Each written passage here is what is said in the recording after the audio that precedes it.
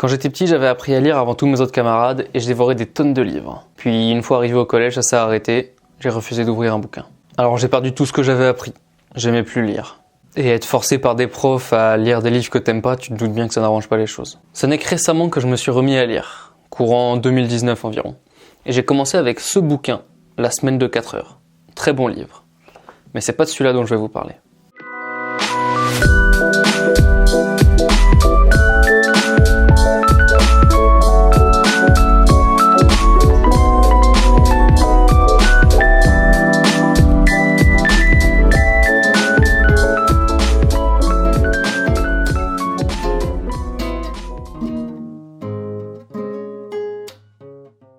Les mauvaises habitudes se répètent parce que tu utilises des moyens incompatibles avec le changement et tu utilises les mauvais moyens pour mettre en place les bonnes habitudes. Un rien peut tout changer. C'est le premier livre que toute personne qui souhaite lire des livres applicables dans la vraie vie devrait lire. Il est incroyable et il te permettra de mettre en œuvre tout ce que tu apprends dans les autres livres. En anglais, c'est Atomic Habits. Tu en as sûrement déjà entendu parler. L'auteur James Clear t'explique en détail, avec des exemples et des histoires, comment mettre en place de bonnes nouvelles habitudes, comment t'y tenir et te détacher des mauvaises habitudes. Il fait ça grâce à un système basé sur des recherches en neuropsychologie, ses propres connaissances et un peu d'histoire dedans. Les deux plus importantes leçons sont celles sur le changement d'identité et sur la routine. Pour le changement d'identité, en gros, le te fixer un objectif à vouloir accomplir. Ton objectif, c'est de changer de personnalité, d'identité. Tu veux pas réussir sans pompe à la suite. Tu veux être sportif. Tu veux pas réussir à peindre 30 tableaux ou faire une reproduction de Picasso. Tu veux devenir peintre. Tu veux pas faire du nofap.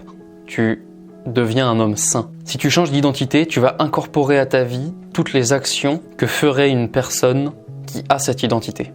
Un sportif a des entraînements réguliers, un peintre des exercices quotidiens, et un homme sain n'est pas addict au porno. La routine, on a tendance à penser à tort que c'est quelque chose qui va t'ennuyer et te faire péter un plomb. Mais en fait, c'est tout l'inverse. Ça te permet de garder le contrôle de ta journée, de rester concentré sur tes bonnes habitudes, et avec tout le reste du temps libre, tu peux incorporer de nouvelles choses.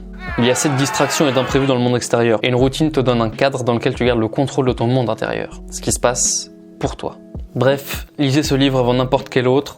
Peu importe que vous soyez dans une optique de développement personnel ou non, vous en tirerez sans aucun doute quelque chose.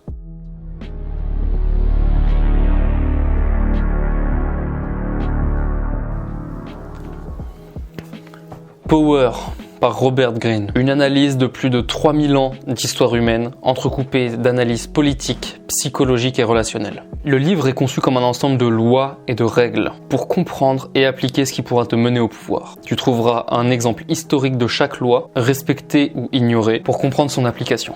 En fait, ce livre m'a fait comprendre comment fonctionne le monde, qu'ont fait les puissants pour arriver là où ils sont, qu'est-ce que tu peux faire toi pour t'en défendre et arriver à leur niveau. Mais avec modération. Le but, c'est pas non plus de devenir un connard. En fait, il m'a complètement fait changer de vision du monde, comme un tour à 180 degrés. La notion de pouvoir et de justice, tu t'en doutes, sont beaucoup abordées dedans, et tu peux penser à la fin que le monde est vachement cruel. Ça sert à rien que je t'en dise plus, fonce, ce livre est super. Ces deux livres sont vraiment incroyables, j'espère t'avoir donné envie de t'y intéresser, tu n'en tireras que du bien. Clique sur le lien dans la description pour réserver une séance de coaching avec moi, on se voit dans quelques jours, à la prochaine.